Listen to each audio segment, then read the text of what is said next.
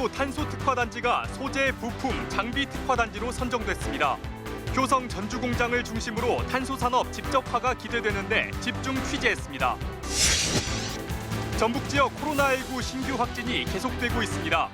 입국비, 자가격리를 면제받은 일본인 등이 확진된 사례도 나왔습니다. 새싹 작물을 키우면 스트레스가 낮아지고 우울감도 개선된다는 연구 결과가 나왔습니다. 코로나19에 지친 사람들에게 도움을 줄 것으로 기대됩니다. 레깅스 차림을 몰래 촬영할 경우 당사자가 수치심을 느끼면 성범죄라는 대법원 판결이 나왔는데 1, 2심 법원의 판단이 엇갈렸습니다. 레깅스 차림에 대한 논란도 일었는데 이슈 K에서 자세히 다뤄봅니다.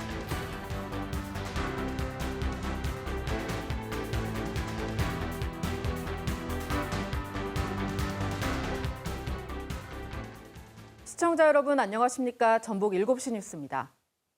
산업통상자원부가 전북을 탄소 소재, 부품, 장비 특화단지로 선정했습니다. 기존의 효성 탄소섬유 전주 공장을 중심으로 탄소 관련 기업들을 추가 유치할 계획인데 전라북도는 탄소 산업을 전북 주력 산업으로 키우기 위해 속도를 내고 있습니다. 먼저 진유민 기자의 보도입니다. 국내에서 처음으로 탄소 섬유를 개발해 투자를 늘리고 있는 효성. 지난 2019년 효성 전주 공장 옆 65만 제곱미터 부지에 2024년까지 탄소 국가산단을 조성하기로 했고 오는 3월에는 전주에 국내 탄소 분야 지원 업무를 할 한국탄소산업진흥원이 들어설 예정입니다. 탄소 산업을 위한 기반이 갖춰진 가운데 산업통상자원부는 전북을 탄소 소재 부품 장비 특화단지로 선정했습니다. 기존의 전주 친환경 첨단 복합산단과 조성 예정인 탄소 국가산단이 대상지입니다. 이에 따라 전라북도와 전주시는 국비 등 사업비 4,600억 원을 투입해 탄소 산업 생태계 구축에 나섭니다. 탄소 관련 대기업, 중소기업 간 협력 모델을 만들어 안정적인 판로를 확보하는 등 입주기업 지원책을 마련할 계획입니다. 또 전북의 특화산업인 친환경 자동차, 2차 전지, 수소산업, 신재생에너지 산업과 강력한 시너지를 불러일으킬 것입니다. 2024년까지 입주 의향을 밝힌 GS 칼텍스 등 기업 110곳을 유치해 탄소 산업 집적화와 일자리 5,500여 개를 만든다는 목표입니다. 지금 우리 특화산업단지 전주역 일자리를 우리 정부 일자리위원회와 함께 착실하게 진행을 하고 있기 때문에 이게 이제 진행이 되면 효성과 중소기업 간의 관계들 이런 걸 잘 풀어낼 수 있을 것 같습니다. 탄소 산업이 침체된 지역 경제에 새로운 주력 산업으로 활력을 불어넣을 수 있을지 관심을 모으고 있습니다. KBS 뉴스 진유민입니다. 전북을 중심으로 한 탄소산업 육성으로 국가탄소산업단지가 조성되고 한국탄소산업진흥원이 출범하게 됐습니다.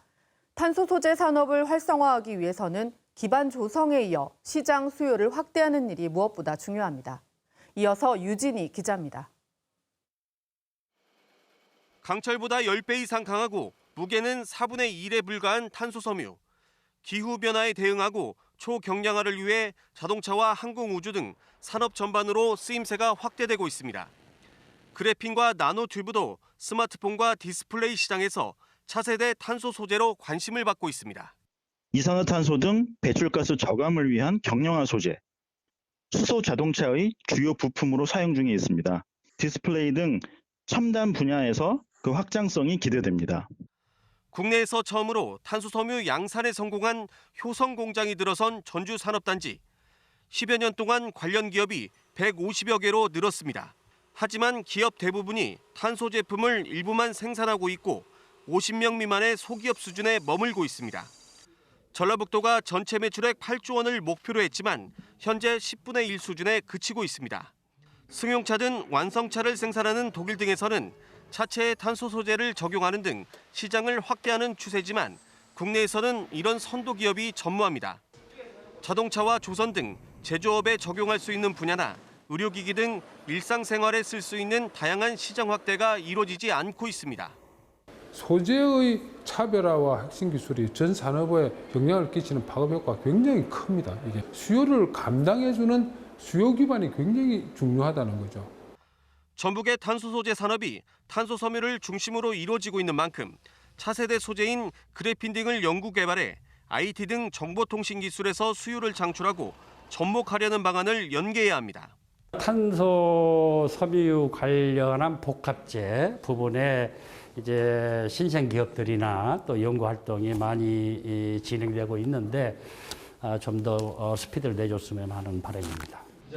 오는 3월 출범을 앞둔 한국탄소산업진흥원, 한국가와기술연구원 등 관련 기관과 기업 간의 협업, 제품 상용화를 위한 규제 완화도 필요합니다. KBS 뉴스 유진입니다. 전북에서 하루 새 코로나19 확진자가 5명 늘었습니다. 이달 초 한국에 온 일본인 기술자와 통역사가 김제에서 확진됐는데 두 사람 모두 입국한 뒤 자가격리를 하지 않았습니다. 오정현 기자의 보도입니다. 일본인 엔지니어와 그를 돕는 통역사가 한국에 입국한 건 지난 7일. 김제에 있는 육가공 업체에 냉동장비 기술을 지원하려고 온 건데 코로나19 검사 결과 두 사람 모두 양성으로 판정됐습니다. 이들은 한국에 입국한 뒤 자가격리는 따로 하지 않은 것으로 확인됐습니다. 지난해 10월 한일 양국이 맺은 기업인 신속 입국 절차에 따라 면제를 받았는데 입국 당시 공항에서 한 진단 검사에선 음성 결과를 받았습니다. 특례가 장점도 있긴 합니다만 간혹은 일정 기간 관찰을 할 수 없기 때문에 문제가 되는 요소들이 있습니다. 그래서 입국 전에 해당 국가에 있을 때 적어도 일주일 이상 철저한 자가격리로 관리가 돼야 되는 부분. 일본인 엔지니어와 통역사가 한국 입국 뒤 확진되기까지 2주 이상 걸린 만큼 국내에서 감염됐을 가능성도 있습니다. 이들의 한국 일정을 동행한 냉동장비 업체 직원 역시 확진된 상황. 전라북도 방역당국은 확진자와 밀접하게 접촉한 사람들을 추려 자가격리하도록 하고 김제 육가공업체 직원 400여 명을 대상으로 전수검사를 하고 있습니다. KBS 뉴스 오정현입니다. 정부가 거리 두기 단계 조정 여부를 가급적 오는 금요일에 결정할 예정이라고 밝혔습니다. 방역당국은 방역 조치 조정으로 사람 사이의 접촉이 늘고 변이 바이러스 유행 위험이 높아지면서 감염이 다시 확산할 수 있다고 우려했습니다. 범기영 기자가 보도합니다. 이번 3차 유행 시기 국내 발생 확진자 4명 중 1명 정도는 가족 내 감염으로 확인됐습니다. 주로 사회생활이 활발한 40, 50대가 먼저 감염된 뒤 배우자나 자녀 등 평균 1.57명에게 옮겼다는 겁니다. 요양병원이나 시설 등 감염 취약시설에 종사하시는 분들 또는 65세 이상 어르신, 환자 등이 있는 가족 구성원의 경우에는 외부인과의 만남과 접촉 시 주의해 주실 것을 당부드립니다. 최근 4주간 매주 40, 50건씩 새로운 집단 감염이 발생했고 지난 1주간은 전체 확진자의 약 78%가 집단 감염 사례들이었습니다. 방역당국은 또 코로나19 바이러스는 연령을 가리지 않고 다양한 후유증을 남길 수 있다며 방역 수칙을 철저히 지켜야 한다고 강조했습니다. 국립중앙의료원이 이번 확진자 40명을 대상으로 조사한 결과 고령층일수록 그리고 중증일수록 호흡곤란과 폐섬유화 등 심각한 후유증을 호소했습니다. 젊고 경증이었던 경우에도 피로와 수면장애, 탈모 등이 나타났습니다. 젊고 건강하더라도 언제 어디서든 감염될 수 있고 다시 가장 가까운 가족을 비롯해 불특정 다수를 감염시키는 것은 물론 완치 후에도 후유증에 시달릴 수 있다는 겁니다. 방역당국은 거리두기 일부 완화 조처로 사람 간 접촉이 늘고 변이 바이러스가 유입될 가능성을 위험 요인으로 꼽았습니다. 또 휴대전화 이동량을 분석한 결과 최근 전국적으로 시민들의 이동이 늘고 있다며 감염 확산을 우려했습니다. 방역당국은 현행 사회적 거리두기 방안이 31일까지로 예정됨에 따라 이후 적용하는 방안을 가급적 이번 주 금요일에 발표할 예정입니다. KBS 뉴스 범기영입니다. 전 세계적으로 코로나19 누적 확진자가 1억 명을 넘어선 것으로 집계됐습니다. 통계 집계 사이트 월드오미터는 오늘 오전 기준으로 전 세계 코로나19 확진자 수가 1억 7만 4천여 명, 누적 사망자는 214만 4천여 명으로 집계됐다고 밝혔습니다. 이로써 전 세계 인구의 1.3%가 코로나19에 감염된 적이 있는 것으로 나타났습니다. 지난 한 해 코로나19 여파로 어려움을 겪은 우리 경제가 마이너스 성장을 기록했습니다. IMF 외환위기 이후 처음입니다. 다만 정부 예측치보다는 성장률이 조금 올랐고 경제협력개발기구 OECD 국가 중에서도 양호한 수준을 보였습니다. 보도에 김진호 기자입니다. 한국은행이 지난해 우리나라 경제 성장률이 마이너스 1%를 기록했다고 밝혔습니다. 마이너스 5.1%를 기록한 1998년 IMF 외환위기 이후 처음 역성장을 한 겁니다. 코로나19가 지난 한 해 민간 소비와 우리 수출을 크게 위축시킨 탓입니다. 지난해 우리 수출은 2019년보다 2.5% 감소하며 1989년 이후 가장 큰 하락폭을 보였습니다. 민간 소비 역시 외환위기 이후 최대폭인 마이너스 5%를 기록했습니다. 한은은 코로나19의 충격이 2008년 세계 금융위기의 충격과 비슷하다고 설명했습니다. 분기별 성장률을 따져보면 코로나19 확산이 시작됐던 지난해 1분기와 2분기에서 타격이 컸습니다. 1분기는 직전 분기보다 마이너스 1.3%, 2분기는 마이너스 3.2%로 연속 하락하다 3, 4분기에는 각각 2.1%와 1.1%로 반등했습니다. 그나마 우리 경제를 방어한 건 정부 재정의 힘이었습니다. 민간 부문의 성장 기여도가 2.0%포인트 하락할 동안 정부가 1.0%포인트 끌어올린 겁니다. 이와 관련해 홍남기 부총리는 선진국들보다 역성장 폭이 훨씬 작아 우리 경제가 위기에 강한 경제임을 다시 입증한 결과라고 밝혔습니다. 홍 부총리는 또 재정이 지난해 성장에 크게 기여하며 역성장을 완충한 것으로 나타났다고 덧붙였습니다. 다만 수출 선방과는 달리 장기화하는 내수 부진과 그에 따른 민생 어려움은 가장 뼈아픈 부분이라고 지적했습니다. KBS 뉴스 김진호입니다. 전북 국회의원들의 공약을 점검하는 순서입니다. 오늘은 익산갑 더불어민주당 김수흥 의원의 대표 공약과 추진 상황을 안승길 기자가 짚어봤습니다.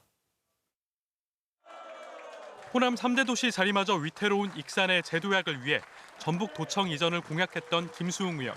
또 필요하다면 전북도청을 익산으로 이전해서 새로운 행정복합타운을 만들면 익산이 새롭게 거듭날 수 있다고 믿습니다.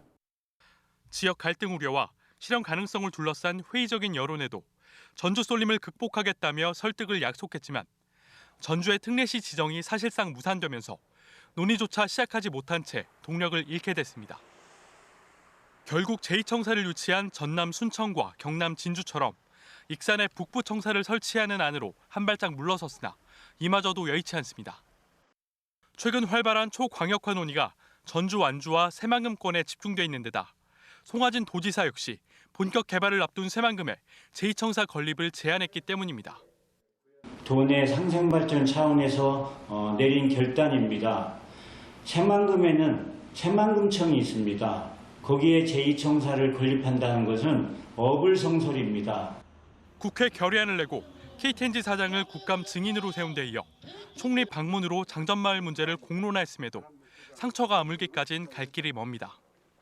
손해배상 민사 조정안을 두고 주민들과 지자체 사이 거리가 좁혀지지 않는 데다 추가 안 발병도 이어지고 있어 적극적인 중재가 시급합니다. 민사 조정이 원만하게 이루어질 수 있도록 중간에서 최선을 다하겠습니다.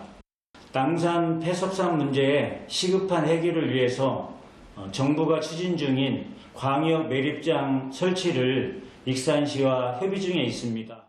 청년과 노인 고용을 늘린 기업과 조합 등의 세제 혜택을 확대한 건 성과로 꼽히는 가운데 낙후한 중소도시에 공공기관과 신산업을 우선 배치하도록 한 특별법이 국회 문턱을 넘을 수 있을지 관심입니다. KBS 뉴스 안승길입니다. 공직선거법 위반 혐의로 기소된 더불어민주당 이원택 의원이 1심에서 면소 판결을 받은 가운데 검찰이 항소했습니다. 전주지검은 이 의원이 면소 판결을 받은 데 대해 법리를 오해한 위법 부당한 판결이라며 법원에 항소장을 제출했습니다. 전주지법은 지난 20일 2019년 12월 김제의 한 마을 경로당을 찾아 유권자들에게 지지를 호소한 혐의로 기소된 이 의원에게 사법적 판단을 내리지 않고 소송 절차를 끝내는 면소 판결을 내린 바 있습니다. 재판부는 지난해 말 공직선거법이 개정되면서 선거일이 아니더라도 말이나 전화를 이용한 사전 선거운동이 허용됐다며 공소가 부적당해 재판부가 직접 판단을 내리지 않는다고 밝혔습니다. 4.7 재보궐선거가 70여일 앞으로 다가온 가운데 여야의 경선 대진표도 차츰 윤곽을 드러내고 있습니다. 박영선 전 중소벤처기업부 장관이 오늘 서울시장 보궐선거 공식 출마를 선언하며 민주당은 양자 대결로 정리됐습니다. 국민의힘은 서울과 부산의 예비 경선 진출자를 확정했습니다. 손서영 기자의 보도입니다. 민주당 색깔인 파란색 운동화를 신고 나선 박영선 전 장관. 코로나 이후 서울의 대전안을 출마의 변으로 내세웠습니다. 고난과 어려움을 뚫고 회복과 재도약의 시간을 맞이하기 위해서는 새로운 봄을 가져올 사람, 그런 사람이 필요합니다. 중소벤처기업부 장관 이력을 내세워 소상공인과 자영업자를 위한 후보란 점을 강조했습니다. 이로써 5년 전 서울시장 당내 경선에서 맞붙었던 우상호 의원과 재대결이 성사됐습니다. 저희는 원래 누나 동생 하는 사이입니다. 그래서 누나 동생처럼 그렇게 서로 보듬어주고 어깨 동무하면서. 우 의원은 공공주택 필요성을 강조하며 민심 잡기에 나섰습니다. 주거 취약계층을 보호하고 이 주택이 투기의 대상으로 전락해서 불로소득이 계속해서 빈부격차를 늘리는, 자산격차를 늘리는 쪽으로 활용되지 않도록 철저히 제도 개선을 해야 되고. 이런 가운데 국민의힘은 예비 경선 진출자를 확정했습니다. 서울에선 8명, 부산에선 6명이 각각 예비 경선을 치르게 되는데 본 경선에는 4명이 진출합니다. 신인에게 20% 가산점을 주거나 본선 티켓 한 장을 주는 방안도 확정했습니다. 지지 정당을 묻지 않고 100% 일반 시민 여론조사로 본경선을 치른다는 기존 결정은 유지됐습니다. 학계나 조사업체 등에서 역선택이 실제로 확인된 경우는 확인하지 못했고 100% 시민 경선의 취지가 우선돼야 된다. 보수 야권 후보들이 박영선 전 장관에게 박원순 시장 사건에 대한 사과를 요구하며 견제에 나선 가운데 안철수 국민의당 대표는 기호 4번으로 예비 후보 등록을 마쳤습니다. KBS 뉴스 손서영입니다. 정의당이 김종철 전 대표의 성추행 사건에 대해 무관용 원칙을 거듭 밝혔습니다. 김 전 대표가 사퇴 의사를 밝힌 뒤에도 공식 일정을 수행해왔던 것은 2차 피해를 우려해서였고 피해자와 가해자 모두가 동의한 것이었다고 설명했습니다. 한편 민주당은 박원순 전 시장 사건에 대해 거듭 사과했습니다. 김지숙 기자가 보도합니다. 권력형 성범죄 등 성폭력으로부터 안전한 도시로 탈바꿈시킬 것입니다. 사건 발생 닷새 뒤 열린 신년 기자간담회. 김 전 대표의 이 발언은 어떻게 가능했던 것일까?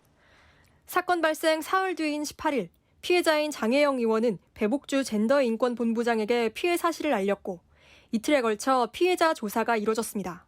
19일 저녁, 김 전 대표는 장 의원에게 사과와 함께 사퇴 의사를 전했습니다. 김 전 대표에 대한 조사는 20일 오후에 이뤄졌는데 어제 회견 전까지 피해 사실은 물론 대표 사퇴 의사도 알려지지 않았고 김 전 대표는 당 공식 일정에 참석해왔습니다. 2차 피해를 막기 위해서였다는 설명입니다. 사건을 조사한 배복주 본부장은 가해자와 피해자가 2차 피해를 고려해 철저히 비공개를 요청했다며 김 전 대표도 최대한 정상적으로 업무를 하고 반드시 사퇴, 책임지겠다고 했다고 전했습니다. 조사 도중 내용이 확산하면 자칫 피해자 입장이 왜곡될 수도 있다는 이유였습니다. 그러면서 지금도 구체적인 피해 사실을 묻는 사람이 있다며 2차 피해에 유념해 피해자의 일상 회복과 가해자의 반성 등 사건의 본질에 집중해야 한다고 강조했습니다. 2차 피해 방지에 더해 무관용이 이번 사건에 대한 원칙이라고 정의당은 밝혔습니다. 오히려 당 대표이기에 더욱 정의당이 단호한 무관용의 태도로 사건을 처리할 것이라는 믿음, 그것을 지키는 것만이 신뢰를 회복하는 유일한 길입니다. 김 전 대표 징계는 일반 당원이 아닌 대표인 점이 고려돼 무겁게 내려질 가능성이 제기되고 있고 반성 차원에서 재보선 무공천 방안도 거론되고 있습니다. 자성론은 민주당에서도 나왔습니다. 정의당 사건에 대해 경악을 금치 못할 일이라고 한 민주당 논평에 대해 내부 비판이 제기된 겁니다. 부천서 성고문 사건 피해자인 권인숙 의원은 사과합니다란 제목의 글에서 민주당 입장문은 부끄럽고 참담하다. 같은 문제를 안고 있는데 남이 겪은 문제인 듯 하는 태도가 어떻게 가능한지 모르겠다고 밝혔습니다. 이런 가운데 민주당은 박원순 전 시장의 행위가 성희롱이라는 인권위 발표에 대해 공식 사과했고 피소 사실 유출 의혹을 받는 남인순 의원도 피해자와 모든 여성에게 사과드린다고 밝혔습니다. KBS 뉴스 김지숙입니다. 서울시장 위력 성폭력 사건 피해자와 변호인단, 피해자 지원단체는 입장문을 내고 이제 책임져야 할 사람들이 책임져야 할 시간이라고 밝혔습니다. 이들은 박 전 시장의 업무 휴대전화가 단 한 번도 수사와 조사 과정에서 증거조사 대상이 되지 못했다며 남은 검찰 수사 과정이나 어떤 단계에서라도 포렌식을 해야 한다고 주장했습니다. 또 박 전 시장의 성희롱 사실이 인정된 만큼 고소 사실 누설 등에 관련된 사람들은 직을 내려놓고 피해자에게 사과하라고 주장했습니다. 월성원전 경제성 평가 조작 의혹과 관련해 검찰이 백운규 전 산업통상자원부 장관을 피의자로 소환해 조사했습니다. 지난달 산업부 국과장급 공무원 3명을 기소한 데 이어 검찰 수사가 윗선으로 확대됐습니다. 성용희 기자가 보도합니다. 월성 1호기 원전 경제성 평가 조작 의혹을 수사하는 검찰이 어제 오전 백운규 전 산업부 장관을 피의자 신분으로 불러 조사했습니다. 지난해 11월 전방위 압수수색 이후 핵심 피의자에 대한 첫 소환 조사입니다. 대전지검 형사 5부는 백 전 장관을 불러 월성 1호기 경제성 평가에 부당하게 관여했는지 등 직권 남용 혐의에 대해 집중 조사한 것으로 전해졌습니다. 검찰은 지난 2018년 4월 산업부 과장이 청와대 행정관에게서 들은 발언을 백 전 장관에게 보고했고 이후 내부 방침이 원전 가동 중단으로 바뀐 것에 주목하고 있습니다. 백 전 장관은 검찰 조사에서 경제성뿐 아니라 환경과 국민의 안전 등을 종합적으로 고려했다고 주장한 것으로 알려졌습니다. 백 전 장관은 산업부 공무원들이 월성 원전 자료를 무더기로 삭제하는 데 개입했다는 의혹도 받고 있습니다. 검찰은 앞서 지난달 월성 원전 관련 자료 삭제에 직간접적으로 관여한 혐의로 산업부 국과장급 공무원 3명을 기소했습니다. 이어 경제성 평가 조작 의혹의 핵심 관계자인 한수원 전 부사장과 전 본부장도 피의자 신분으로 소환했습니다. 검찰은 조만간 백 전 장관에 대한 구속영장 청구 여부를 결정할 방침입니다. 또 2018년 당시 청와대 산업정책 비서관이었던 최이봉 한국가스공사 사장과 정재훈 한수원 사장을 소환하는 등 산업부 공무원 3명의 첫 공판일인 3월 9일 전까지는 주요 피의자 조사를 마무리해 공소유지에 나설 것으로 보입니다. KBS 뉴스 성용입니다. 국민권익위원회는 오늘 김학의 전 법무부 차관 출국 금지와 관련해 오늘 이달 초 공익신고를 한 신고자가 최근 권익위에 보호 신청을 했다고 밝혔습니다.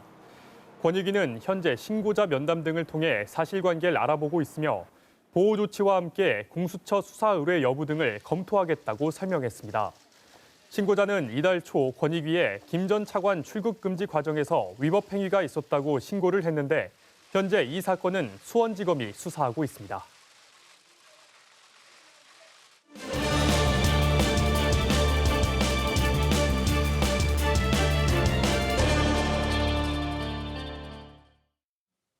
코로나19로 집에 있는 시간이 늘면서 몸 건강뿐만 아니라 우울감도 느낀다는 분들 많은데요. 새싹 작물을 키우면 이런 문제를 해결하는 데 도움이 된다고 합니다. 보도에 서승신 기자입니다. 아파트 발코니 한쪽이 푸릇푸릇한 새싹 작물들로 가득합니다. 보리와 밀, 귀리, 인삼까지 종류도 많습니다. 보름 정도 키우면 수확이 가능한데 주스부터 샐러드, 비빔밥까지 쓰임도 다양합니다.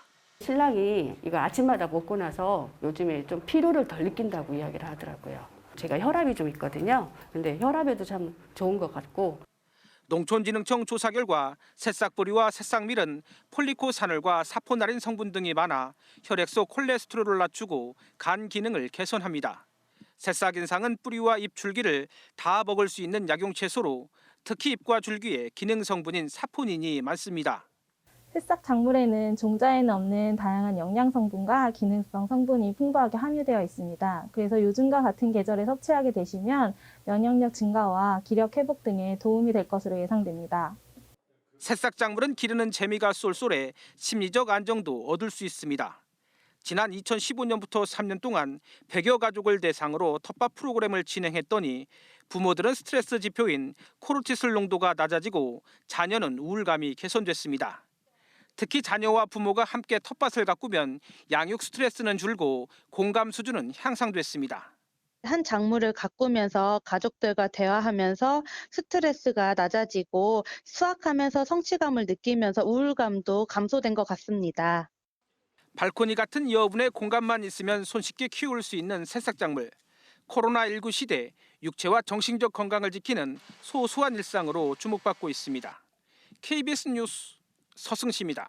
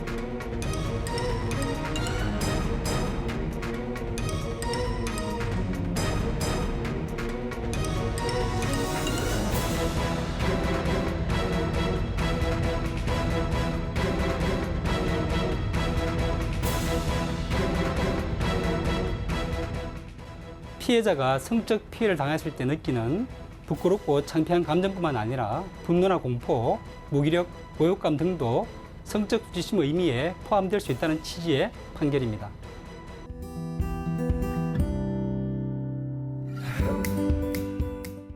이거는 이제 평상복보다는 좀 운동복으로 많이 입거든요. 근데 이제 바깥에 외출할 때는 조금 자제를 하는 게 좋을 것 같기는 해요. 남들이 봤을 때는 조금 민망할 때가 많으니까. 입는 거 솔직히 다 입는 거잖아요. 근데 이제 그걸 뚫어져라 보는 거는 그건 문제가 있다고 생각을 해서. 수치심을 느꼈다고 하면은 그분한테 가가지고 불만을 얘기하시는 것까지는 저는 이해가 되는 것 같아요. 입으라고 만든 옷이니까 뭐 입는 거는 자유라고 생각해요.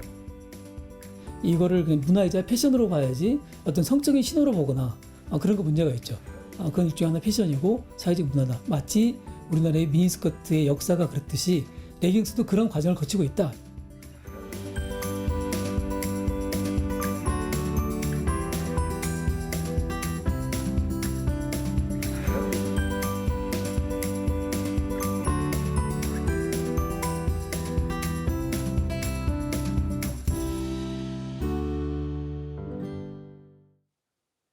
이슈K 시간입니다. 속옷이나 수영복 입은 사람을 몰래 찍으면 성범죄 처벌을 받습니다. 레깅스 입은 모습을 몰래 촬영해도 당사자가 수치심을 느낀다면 성범죄에 해당한다는 대법원 판단이 나왔습니다. 최종 판결이 나오기까지 법원에서도 판단이 엇갈렸는데요. 변호사 두 분과 함께 짚어보도록 하겠습니다. 먼저 최 변호사님, 이번 사건 1심에서 3심까지 재판부의 판단이 좀 엇갈렸는데요. 어떻게 좀 달랐나요? 먼저 이제 사실관계부터 한번 짚어보면은 버스에서 남성이 이제 레깅스 입은 여성, 그러니까 상의는 좀 펑퍼짐한 걸 입고 하의는 레깅스를 입었죠. 네. 이건 한 8초 정도를 찍었어요. 이제 여성이 그걸 보고 문제 있다고 지적을 했던 거죠. 그 고소까지 한 건데 법조문을 보면 이제 모든 사진이 다 이렇게 다 처벌이 되는 게 아니라 이제 핵심적인 조항은 이제 성적 욕망이나 수치심이라는 게 핵심적인 욕망 그 조항이에요. 그래서 부분이에요. 전신 사진을 찍었다고 한다면은 이거는 이 도찰죄에 해당이 안 돼요. 다만 우리가 기존의 판례를 한번 살펴보면 어떤 경우가 이제 성적 욕망이나 수치심이 발현된 사진이냐고 보면은 이제 좀 표현을 해보자면 이제 살이 노출이 되는 경우, 살이 노출이 되는 경우와 플러스 어떠한 특정 부위예요. 그래서 뭐 여성의 가슴이랄지 엉덩이랄지 허벅지랄지 정도가 특정 부위로 돼가지고 이제 되는 거예요. 근데 이제 레깅스는 좀 애매한 부분이 있었던 거죠. 사실은 살이 안 보여요. 살이 안 보이고 특정 부위가 아니라 다리 전신샷이었을 거란 말이에요. 그럼 이 경우에는 기존에 이게 그 성적 욕망의 대상이 되는 부위에 해당이 되는지 예. 또 살인이 노출이 안 되니까 어떻게 봐야 되는지가 좀 논란이 됐던 거죠. 근데 네. 이제 1심에서는 유죄도 받고 예. 항소심에서는 이거 일상복인데 네. 일상복인데 네가 그냥 일상복 입고 나갔으니까 예. 거기에 찍은 것까지 이걸 어떻게 성적 욕망의 발현으로 봐야 되냐라고 네. 했던 거고 대법원은 기존에 이제 했던 것들 좀 넓게 해석을 했던 거죠. 성적 예. 이 수치심에는 단순히 이제 부끄러움만 해당이 되는 게 아니라 네.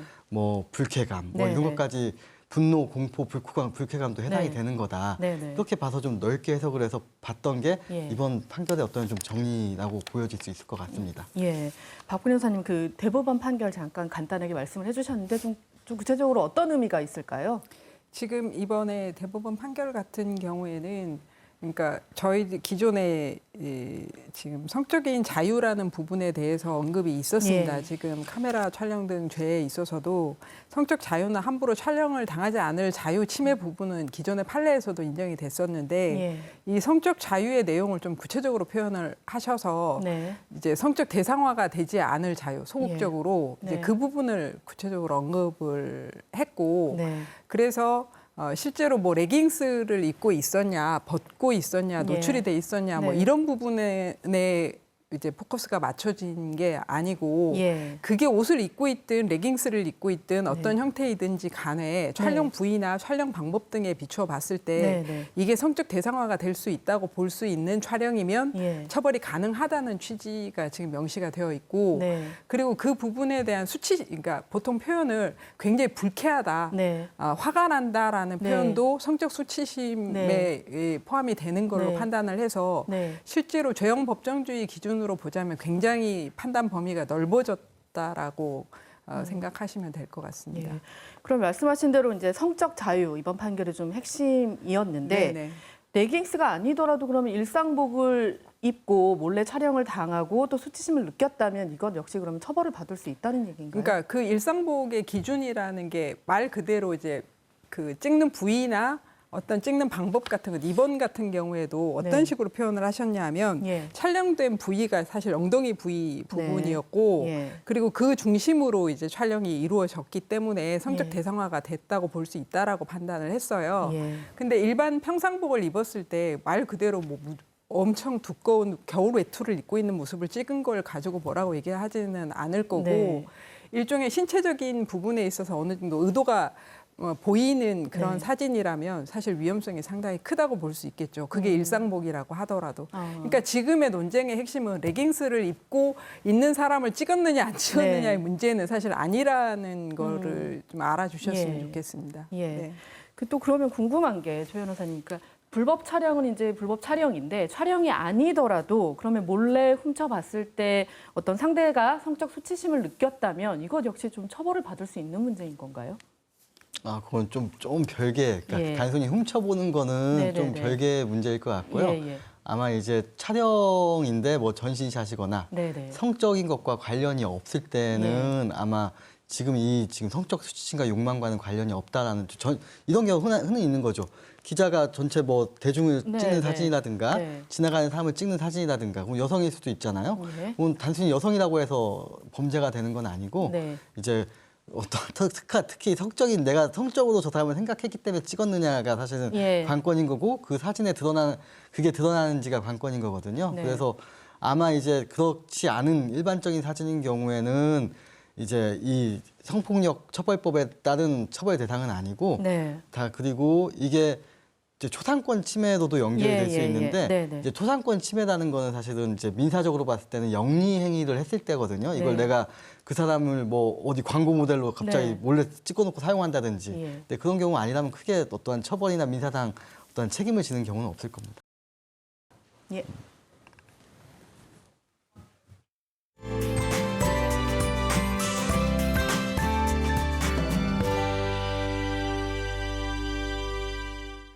이대로 봄이 오나 싶었는데 비구름 뒤로 다시 찬 공기가 밀려옵니다.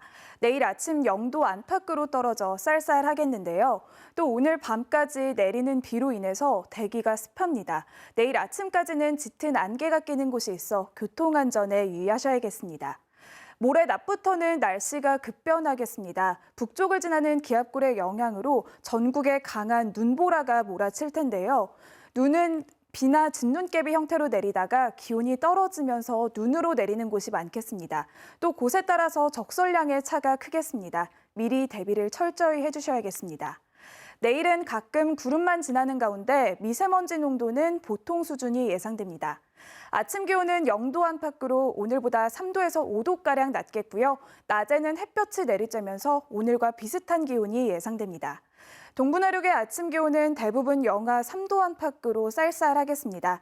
한낮에는 진안 5도, 완주와 순창, 남원은 8도까지 오르겠습니다. 바다의 물결은 서해남부 먼바다에서 최고 3m까지 높게 일겠습니다. 모레부터 글피까지 눈이 내린 뒤로는 기온이 큰 폭으로 떨어져서 춥겠습니다. 날씨였습니다. 방역 수칙을 어기고라도 영업을 하겠다.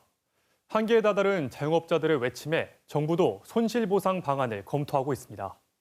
문제는 재원이겠죠. 나라 빚은 늘고 나라 살림은 어렵고. 경제부총리는 누구도 가보지 않은 어려운 길이라고 했습니다. 그래도 꼭 가야 하는 길이라면 늦지는 않아야 할 겁니다. 뉴스를 마칩니다. 시청해주신 여러분 고맙습니다.